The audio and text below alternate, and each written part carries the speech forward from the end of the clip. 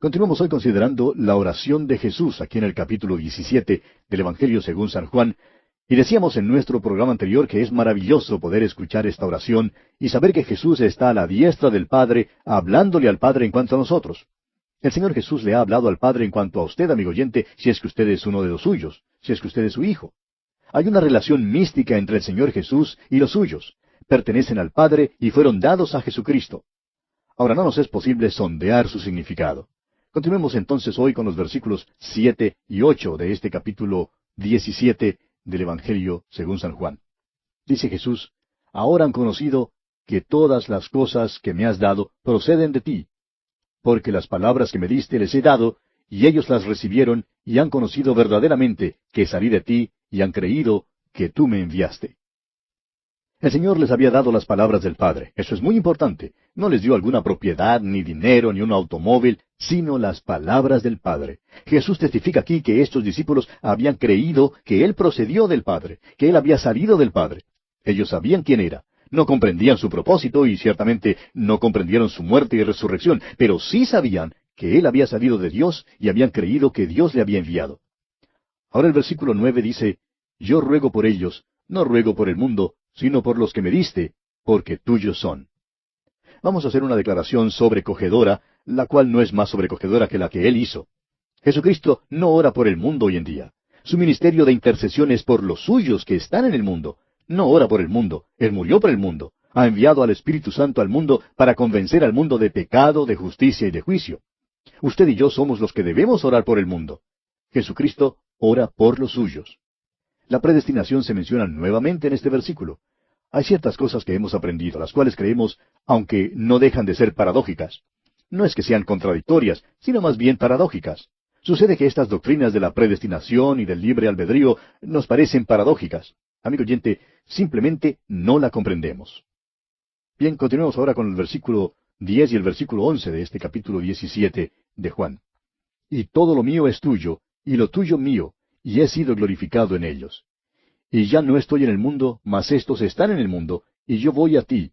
Padre Santo, a los que me has dado, guárdalos en tu nombre, para que sean uno, así como nosotros. El único objeto de nuestra salvación es traer gloria a Jesucristo. Él ora por dos cosas maravillosas. Ora que seamos guardados. Usted, amigo oyente, si ha aceptado a Cristo Jesús como su Salvador personal, será guardado porque ha sido sellado por el Espíritu Santo y porque su Salvador está hoy orando por usted. Su petición es que seamos uno. Ora por la unidad de creyentes. No ora por un movimiento ecuménico ni por ninguna organización en masa. Ha habido mucha enseñanza errada en cuanto a esto. En primer lugar, ora al Padre que los suyos sean uno. No oró a nosotros ni a ninguna autoridad eclesiástica, y ora que seamos uno, así como nosotros, dice él, es decir, como el Padre y el Hijo son uno. Esa es una unidad orgánica que solo Dios puede lograr. El Espíritu Santo toma a todos los verdaderos creyentes y los bautiza en el cuerpo de Cristo, es decir, los identifica en el cuerpo de Cristo. La ignominia de todo eso es que aquí los creyentes quedamos o estamos algo divididos. Pero hay una sola iglesia verdadera y cada creyente en Cristo Jesús es miembro de esa iglesia. Es el cuerpo de Cristo. Continuemos leyendo ahora los versículos 12 al 14 de este capítulo 17 del Evangelio según San Juan. Cuando estaba con ellos en el mundo, yo los guardaba en tu nombre.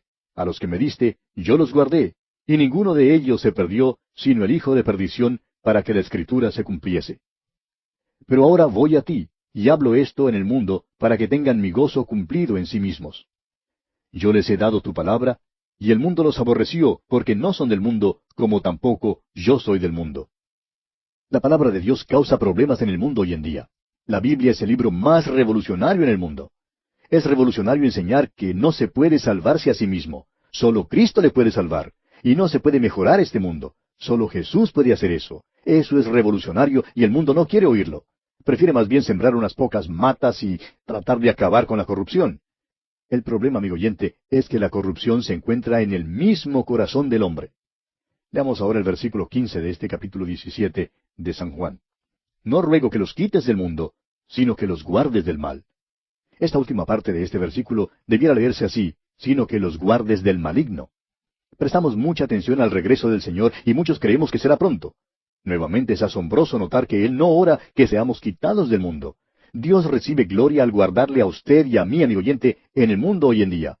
Creemos que el arrebatamiento es maravilloso, y lo es. Pensamos en la gloria de Dios en el arrebatamiento, y eso es verdad. Pero vamos a comprender una cosa. Dios recibe gloria al guardarle a usted y a mí en este mundo. Si usted me conociera como Él me conoce, sabría entonces que es un milagro que Dios me guarde en este mundo. En el versículo 17 del capítulo 22 de Apocalipsis, leemos que el Espíritu y la novia dicen, ven. El Espíritu Santo está cansado de este mundo. Está entristecido. Él dice, ven. Estamos cansados, y nosotros que somos la novia de Cristo decimos, ven.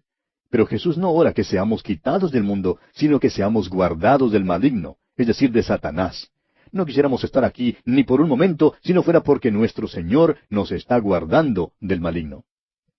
¿No sería maravilloso, amigo oyente, si pudiéramos aprender en verdad esta lección? Lloramos y nos quejamos porque las cosas aquí son difíciles para nosotros. Y claro que lo son. Él dijo que tendríamos aflicción, pero también dijo, confiad, yo he vencido al mundo. Amigo oyente, permítanos decirle que cada 24 horas hay una gran reunión de aleluya en el cielo y los ángeles exclaman, ¿no es maravilloso que estos creyentes todavía estén en el mundo? Sería tan fácil quitarles del mundo, pero es un verdadero milagro que Dios les guarde en el mundo. Si pudiéramos aprender esto, amigo oyente, estaríamos capacitados para sufrir los problemas y las tensiones y las dificultades y las tentaciones. El Señor Jesús ha orado que seamos guardados en el mundo y que seamos protegidos del maligno. Continuemos ahora con los versículos 16 y 17 de este capítulo 17 de Juan. No son del mundo, como tampoco yo soy del mundo. Santifícalos en tu verdad. Tu palabra es verdad. Santificar significa poner aparte, es decir, apartar.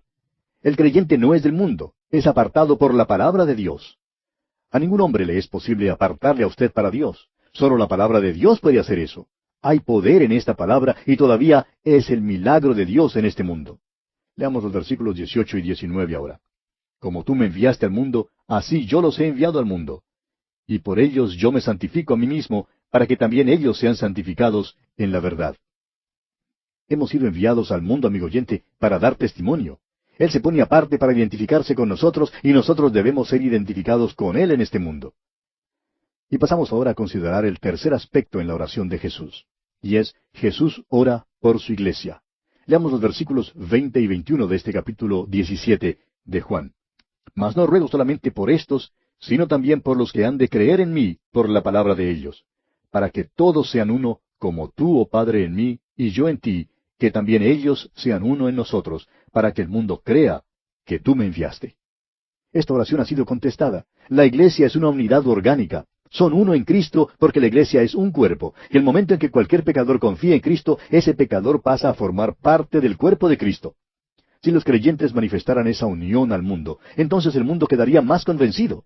Son demasiadas las veces que los inconversos ven a los creyentes odiándose y atacándose y criticándose unos a otros, y esta puede ser una de las causas por las cuales no aceptan a Cristo. Continuemos con los versículos 22 y 23 de este capítulo 17 de Juan.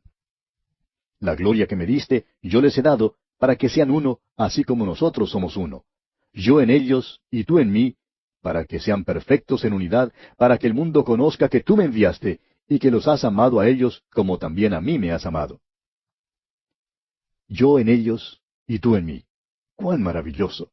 Nunca lo comprenderemos, amigo oyente. Solo el Espíritu de Dios puede lograr esto. La unidad que existe entre el Padre y el Hijo es la unidad que debe existir entre el creyente y el Señor Jesucristo.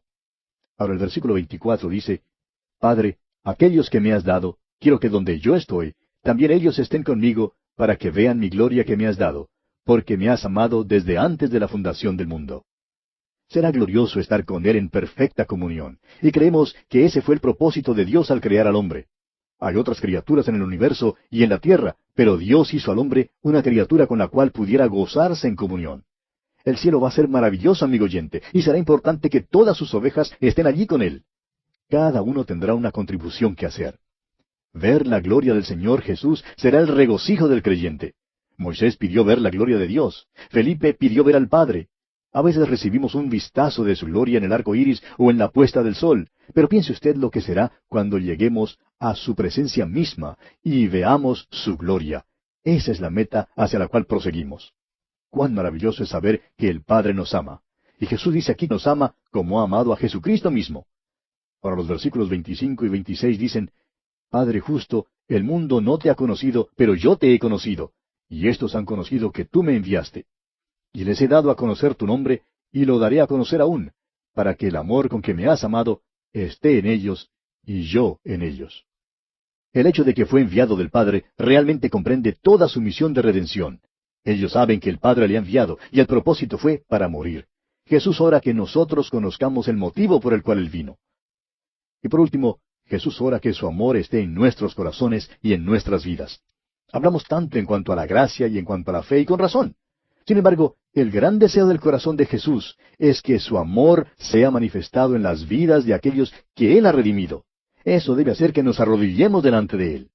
Amigo oyente, ¿cuánto amor de Cristo es manifestado en usted? Como repaso ahora, permítanos mencionar las cosas que esta oración revela en cuanto a los creyentes y al mundo. En primer lugar, los creyentes han sido tomados del mundo y dados a Cristo, según el versículo 6. En segundo lugar, han sido dejados en el mundo, según el versículo 11. En tercer lugar, no son del mundo, según el versículo 14. Según el mismo versículo 14, los creyentes son aborrecidos por el mundo. En quinto lugar, son guardados del maligno, de acuerdo al versículo 15. En sexto lugar, el creyente es enviado al mundo, según lo vemos en el versículo 18. Y en séptimo lugar, los creyentes deben manifestar unidad delante del mundo, de acuerdo con el versículo 23. También quisiéramos dar una lista de las peticiones de Cristo por los suyos. Fíjese usted, en primer lugar, preservación, conforme al versículo 11.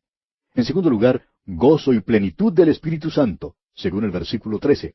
En tercer lugar, liberación del maligno, según el versículo 15. En cuarto lugar, apartados. Santifícalos, dice él en el versículo 17. En quinto lugar, unidad. Él dice, para que todos sean uno, según el versículo 21. En sexto lugar, comunión. Él dice que ellos estén conmigo, según leemos en el versículo 24. Y en séptimo lugar, regocijo. Para que vean mi gloria, dice él, según leemos en el versículo 24. El Señor Jesucristo es nuestro gran sumo sacerdote. Esta es la gran verdad de la epístola a los Hebreos. El sumo sacerdote tenía vestidos hermosos y relumbrantes, y en los hombros llevaba 2 piedras de ónice con los nombres de las tribus de Israel grabados en ellas. 6 en cada hombro. Las llevaba en sus hombros. En otras palabras, puede salvar perpetuamente. Nuestro gran sumo sacerdote nos lleva en sus hombros. El sumo sacerdote tenía un pectoral que contenía 12 joyas bellas, 4 en una hilera, 3 hileras al pecho. Sobre cada joya estaba el nombre de una tribu de Israel. Nuestro gran sumo sacerdote nos lleva en su corazón, nos lleva en sus hombros, lo cual habla de su poder, nos lleva en su corazón, lo cual nos habla de su amor. O sea que nuestro gran sumo sacerdote es poderoso y nos ama. Y así, amigo oyente, terminamos nuestro estudio de la oración de Jesús aquí en el capítulo 17 del Evangelio según San Juan. Llegamos ahora al capítulo 18. Ya hemos concluido el discurso del aposento alto que principió en el capítulo 13 de este Evangelio de Juan, continuando hasta el capítulo 17. Y como vimos ya, culminó con esta maravillosa oración del Señor Jesús. Agustín hizo la siguiente declaración en cuanto al discurso. Dijo él, respecto a las palabras es el más fácil, pero respecto a las ideas es el más profundo. Y sin duda alguna, esa es una declaración verdadera o valedera. Llegamos ahora a la quinta división de este Evangelio según San Juan. Se relaciona con el testimonio de Jesús al mundo e incluye los capítulos 18 hasta el 20. Nos encontramos en los últimos días de la vida de nuestro Señor Jesucristo. Tenemos en este capítulo que le arrestan y le llevan ante el sumo sacerdote. La presentación de Juan aquí es diferente a la de los otros escritores sinópticos, Mateo, Marcos y Lucas. En aquellos 3 evangelios, el énfasis está en la humanidad de Cristo y en su naturaleza humana. El énfasis está en los sufrimientos del Salvador. En aquellos evangelios, al acercarse a Jerusalén, Él dice que va allí para morir y menciona la muerte, su tratamiento, su abuso en manos de los gentiles y luego su resurrección corporal. En el Evangelio de Juan, el énfasis está en la deidad del Señor Jesucristo. Él es el Dios hombre en este Evangelio y el énfasis aquí es en su gloria. En su arresto, su muerte y su resurrección veremos su gloria. Y el énfasis es que volverá al Padre. Recuerde usted que declaró varias veces en su discurso que volvería al Padre. Y esto está de acuerdo con el énfasis en su gloria.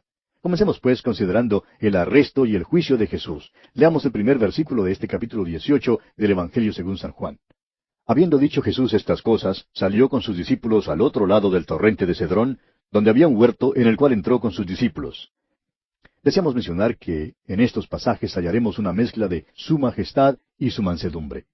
Parece que pasaba sus noches bajo el cielo claro. Ahora, ¿por qué salió de Jerusalén y cruzó el torrente de Cedrón? Bueno, al parecer tenía la costumbre de ir allí.